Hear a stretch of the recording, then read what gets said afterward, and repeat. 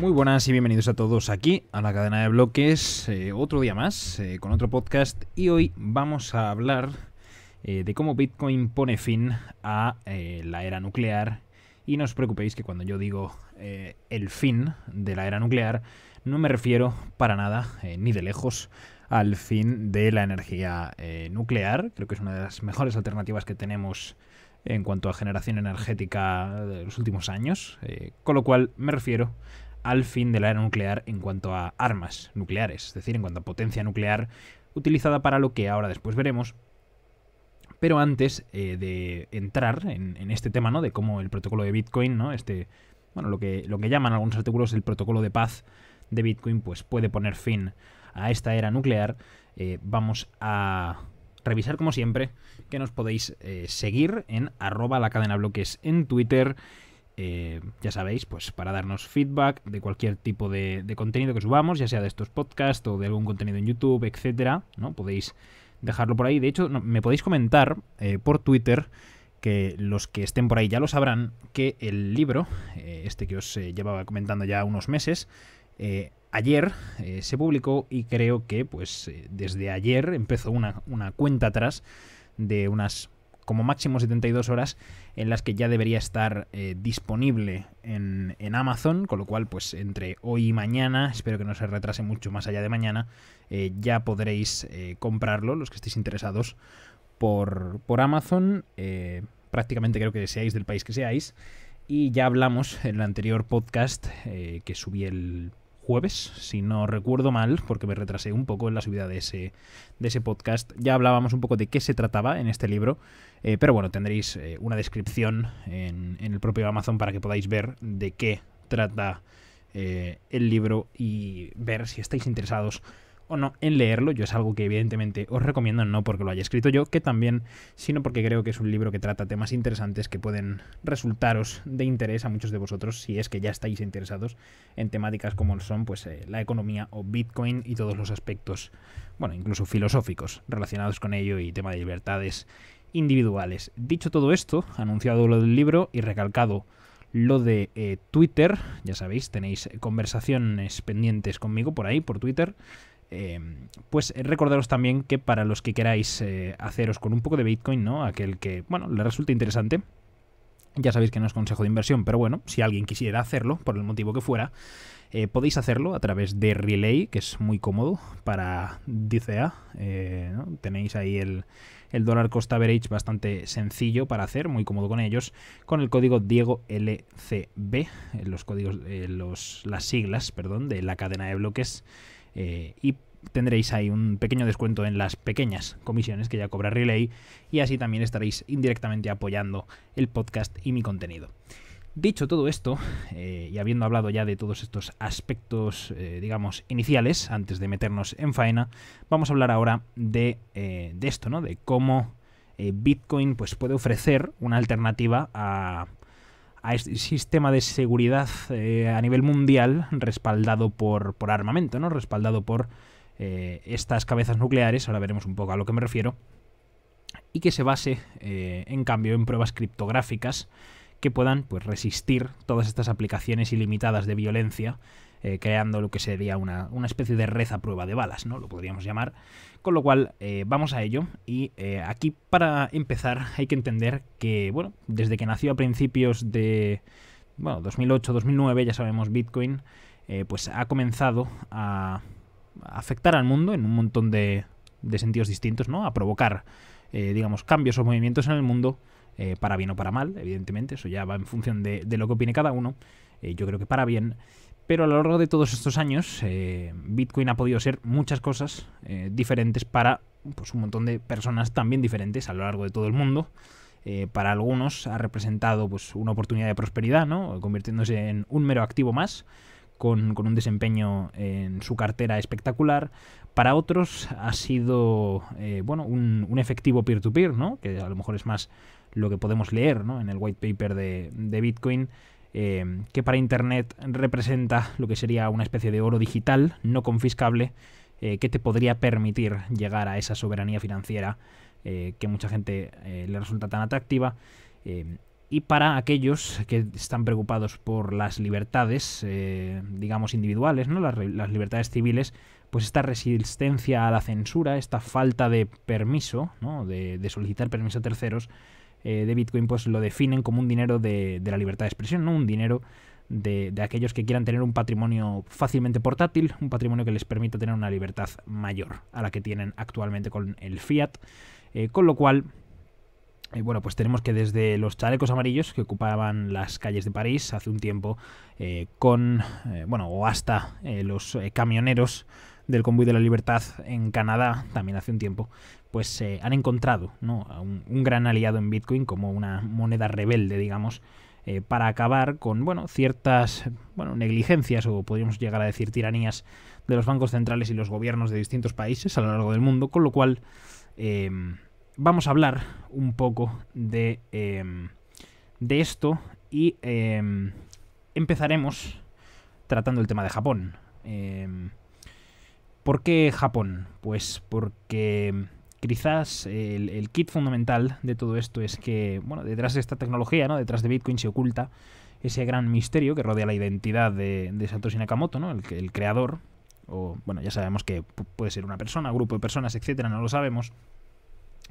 Pero este génesis de Bitcoin, que tiene estas raíces en el anonimato de este seudónimo, en este seudónimo, más que anonimato, pues detrás de la máscara de este personaje de nombre posiblemente japonés, ¿no? A mí Satoshi Nakamoto me suena a japonés, pues tenemos una visión o la visión más profunda de Bitcoin en la historia de Japón, es decir, la relación más directa que podemos sacar con la primera y única nación que ha experimentado el horror de las armas nucleares, ¿no? La devastación que sufrió este país al final de la Segunda Guerra Mundial. Nos enseña pues las consecuencias de una guerra nuclear, ¿no?, o de lo que podría llegar a ser una guerra nuclear en la actualidad, y llama al conjunto de la sociedad a unirse por un sistema más pacífico, por la paz. Este compromiso de paz está plasmado en la Constitución pacifista de Japón, con su notable cláusula del artículo 9, que renuncia a la guerra como método para resolver conflictos, pero esto tiene unos problemas, ahora lo veremos ahora después, y es que en nuestro mundo contemporáneo, ya posterior a la Guerra Fría, pues este santuario de la paz ha demostrado ser, digamos, vulnerable a presiones internas y presiones no tan internas, sino internacionales, que pueden presionar para destruirlo. Es decir, en los últimos años, pues un montón de pruebas de misiles de Corea del Norte, por ejemplo, que amenazaban la estabilidad de la región del Pacífico, han dado un impulso, ¿no?, hacia la remilitarización de Japón, y ahora, desde Internet, Satoshi, ¿no?, un superviviente cultural, digamos, representativo, a menos, de estas bombas atómicas, pues trae a la humanidad un medio para asegurar esta paz que es tan frágil, dados los medios actuales, abriendo un nuevo camino para que nunca se repita esa tragedia del pasado, o ayudar a que no se repita al menos. Y es que la debilidad de la Constitución de la paz japonesa pues se encuentra en sus cimientos, en el artículo 9 de la renuncia de Japón al derecho soberano de guerra. Es parte de la Constitución que impulsó el general MacArthur después de que Estados Unidos derrotara al imperialismo japonés en 1945, y toda la integridad de este modelo de gobierno llamado democracia, que Japón adoptó después de su rendición, depende de la alianza de seguridad que tiene con Estados Unidos, es decir, que coloca a Japón bajo el paraguas de la protección estadounidense, y esto lo que hace es que Estados Unidos en este punto tuviese un monopolio de la violencia, ¿no? Digamos que la seguridad y estabilidad de este sistema está respaldada por este monopolio de violencia, y todo este núcleo fue desarrollado, ¿no?, al final de la Segunda Guerra Mundial, durante y al final de la Segunda Guerra Mundial, por físicos que trabajaban en el proyecto Manhattan, ya sabemos de lo que iba, y el establecimiento de una gran industria armada que ahora se ha transformado pues en una industria militar bastante importante en ciertos países, con la creación de armas nucleares, ¿no? Tenemos ahora el caso de Rusia, ¿no? Este conflicto que ha habido con Ucrania, pues Rusia lo que recalcaba muchas veces es que ellos también son potencia nuclear, con lo cual, en caso de que la OTAN intentase interferir, ¿no?, con sus intereses, pues creo que las palabras de Putin en concreto eran, es una guerra en la que no hay vencedores. ¿no? Es decir, que tienes esa capacidad de, bueno, yo tengo aquí esto y mis incentivos, digamos, mis condiciones no se van a ver alteradas porque sabes que la amenaza es demasiado grande, ¿no? Es esa amenaza tan grande que nadie quiere provocar que se cumpla, y eso es lo que mantiene, ¿no? Lo que hace que la seguridad global pues se haya establecido una suerte de, bueno, de equilibrio que permite, digamos, en ciertos momentos que, bueno, ciertos derechos fundamentales sean, digamos, monopolizados por ciertos estados para evitar, ¿no? O esa es la excusa, que sean erradicados por una posible guerra, y mediante el uso de las amenazas de estas armas de destrucción masiva, pues muchas empresas transnacionales pues se dedican a la conquista de distintos territorios, controlan recursos mundiales, tienes a los bancos centrales, ¿no? Este sistema de bancos centrales imprimiendo dinero de la nada, armando a grandes instituciones financieras como el Fondo Monetario Internacional y el Banco Mundial, pero bueno, el caso es que el estado de superpotencia ha hecho que el mundo entero tome, digamos, este comportamiento temeroso a una reacción en cadena de fisión descontrolada que, bueno, pues desencadene que todas estas naciones que estén bajo el control de este mando militar, ¿no? con la hegemonía del petrodólar, etcétera, pues tenga esa fragilidad suficiente para no romperse. Es decir, es frágil, pero no se rompe por la grandísima amenaza que supone, con lo cual ese ejército de economistas, de legisladores, de reguladores, que ejercen un montón de presión para mantener ese monopolio pues sobre el mercado también, imponiendo sanciones, embargos comerciales, bloqueos contra aquellos que desafían la legitimidad de estos estados corporativos, pues es lo que, digamos, que mantiene ahora mismo al mundo relativamente seguro, ¿no? O que no estalle en conflictos de la magnitud de las anteriores guerras mundiales, sobre todo de la segunda. Pero en esta era digital, esta subversión de la naturaleza por parte del hombre se ha puesto en línea, se ha alineado, digamos, formando distintas redes de patrocinio que actúan como una suerte de red gigante. Internet obviamente también está militarizado, digamos, con la penetración de agencias de inteligencia, ¿no? Ya sea, bueno, pues hablamos de servicios de inteligencia de cualquier país. Entonces la privacidad y anonimato de cada uno de nosotros pues está, digamos, en entredicho. Además tenemos pues un montón de gigantescas empresas tecnológicas que practican la censura día a día. La ocupación del ciberespacio además está mantenida por empresas privadas de procesamiento de pagos, como pueden ser pues Visa, Mastercard, PayPal, que bueno, pues evidentemente tienen un gran control del flujo de dinero, la capacidad de congelar activos, restringir transacciones, etcétera. Y Bitcoin lo que hace es ofrecer una alternativa a todo este sistema de seguridad mundial, digamos, respaldada actualmente por hombres armados, creando un modelo de seguridad basado en pruebas criptográficas que pueden resistir aplicaciones prácticamente ilimitadas de violencia,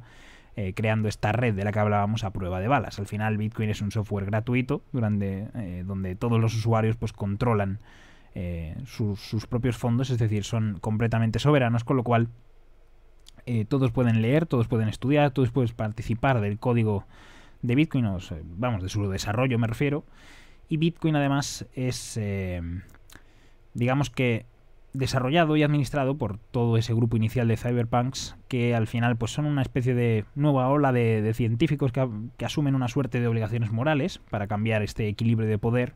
y ayudar a las personas a contrarrestar la autoridad muchas veces ilegítima derivada de la violencia, con lo cual lo que tenemos que entender aquí es que al usar la criptografía para el cambio social, lo que están haciendo es desafiar un modelo de gobierno que alimenta las guerras de agresión, ¿no? y el capitalismo de vigilancia, podríamos llamarlo así, a través del diseño de una nueva seguridad basada en matemáticas, basada en dejar obsoleta la subversiva ley de los secretos de Estado, ¿no? Esta seguridad respaldada por la naturaleza. Al final Satoshi encontró que la fuerza que gobierna la naturaleza manifestada en la ley de la física, especialmente la termodinámica, era muy útil, ¿no? Es decir, todos estos principios relacionados con la temperatura, el calor, la relación con la energía, pues combinando, digamos, esta ley natural, este este coste real, ¿no?, de energético, pues encontró una manera de coordinar acciones humanas para construir economías de escala, ¿no? Como decía el autor Andreas Antonopoulos, muchos le conoceréis, pues reconoció como Satoshi pues no solo había inventado una nueva moneda, sino que nos había dado lo que él llamaba el primer mercado perfecto del mundo. Y describía la minería de Bitcoin como una... o hablaba de la minería de Bitcoin diciendo que se basaba en una moneda valiosa, y al usarla como muestra de recompensa involucraba a los propios mineros en una competencia de transmisión de matemáticas, que es lo que conocemos como prueba de trabajo, en un cuidadoso equilibrio de riesgo y recompensa en combinación con la teoría de juegos. Pues crearon, ¿no?, o Satoshi creó un nuevo incentivo económico que hace que los mineros trabajen honestamente y hacen cumplir las reglas de la red sin aplicar presión, es decir, sin tener una amenaza militar externa, ¿no? Con lo cual, pues este proceso conduce tanto a la creación de dinero como a la compensación de transacciones. Lo que es más importante, pues permite una seguridad sin precedentes, respaldada por, como decimos, pues leyes de la naturaleza, ¿no?, a nivel energético. Con lo cual, todo esto, digamos que restablece en la noble arquitectura de Bitcoin, pues un montón de fabricantes de hardware industrial que pueden ahora desafiar al complejo industrial militar, digamos. Es decir, el poder de cómputo de hardware especializado, pues a través de un método de descentralización, como sabemos, vuelve, digamos, a conectar la supercomputadora del mundo viejo, y ahora pues se redistribuye, digamos, para comenzar a liberar a un montón de personas que estaban esclavizadas por este software propietario de los programas nucleares y el terrorismo patrocinado muchas veces por los estados. Con lo cual, la minería de Bitcoin, impulsada, al contrario de lo que cree mucha gente, por energías renovables o energías más que renovables, sobrantes, me refiero, energía que ya se produce y que lo que está haciendo es malgastarse, pues la puedes utilizar en eso y estás contribuyendo, ¿no?, a hacer, digamos, un contrapeso o a mejorar un sistema que puede funcionar como un incentivo, como un... no como un incentivo, perdón, sino como un contrapeso, una alternativa, digamos, a este sistema en el que todo hay que mantenerlo bajo la amenaza del poder militar de distintas naciones. Con lo cual, este camino hacia la paz, no, lo que podría ser un camino hacia una sociedad en paz, y cuando digo en paz, quiero decir con una probabilidad menor. Ya hemos hablado muchas veces que, claro, si un estado, un país, una sociedad tuviese gran parte de sus bienes o gran parte de su valor almacenado en Bitcoin, pues al final tiene una gran portabilidad, con lo cual hay una movilidad, una facilidad de movilidad grandísima, y al final lo que estás haciendo es que la guerra sea costosa. Es decir, que un estado, si quiere invadir a otro para obtener un rédito económico, es decir, para poder incautar y robar bienes, le sea prácticamente imposible, ya que pues Bitcoin casi que ofrece la posibilidad de destruirlo y la grandísima facilidad de poder mandarlo, es decir, transportarlo de un sitio a otro, incluso custodiarlo en la cabeza de alguien. Y aquí hay un artículo que para terminar, me gusta mucho cómo lo resume, y dice que ahora, de lo que fue la Tierra del Sol naciente, ¿no?, de las cenizas de Hiroshima y Nagasaki, pues surge un nuevo protocolo de paz, un nuevo sol, que es Bitcoin, ascendiendo para reemplazar la energía nuclear explosiva, es decir, las armas nucleares, las cabezas nucleares,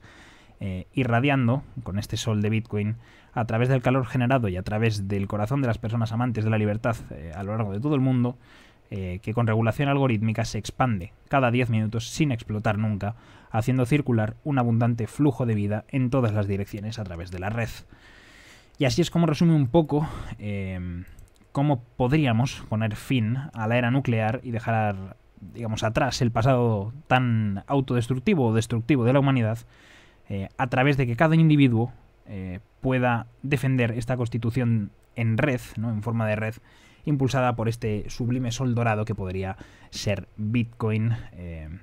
pudiendo proteger a las personas pues contra las guerras de divisas, la confiscación de riquezas, etcétera, ¿no? Con lo cual, un montón de protección para futuras guerras de recursos, un árbitro verdaderamente neutral para resolver conflictos y disputas entre personas, que está aquí, ¿no? Es una alternativa más, es una alternativa que creo que funciona mejor que los sistemas de represión militar es un enfoque interesante que he querido traeros al podcast. Sé que es algo que no suelo... A lo mejor es un tema como extraño, ¿no? No es de lo que solemos hablar, no es un aspecto de los que solamos hablar, pero me parecía interesante charlar con vosotros, aunque sea un poco más, bueno, filosófico, un poco más, bueno, digamos, un planteamiento más amplio, más extenso, más fuera de lo que normalmente se suele hablar de Bitcoin, pero me parece interesante traerlo al podcast y que lo apreciéis. Espero que os haya resultado interesante, como siempre, que hayáis aprendido algo, que es lo más importante, y nos vemos próximamente en un nuevo pod de la cadena de bloques.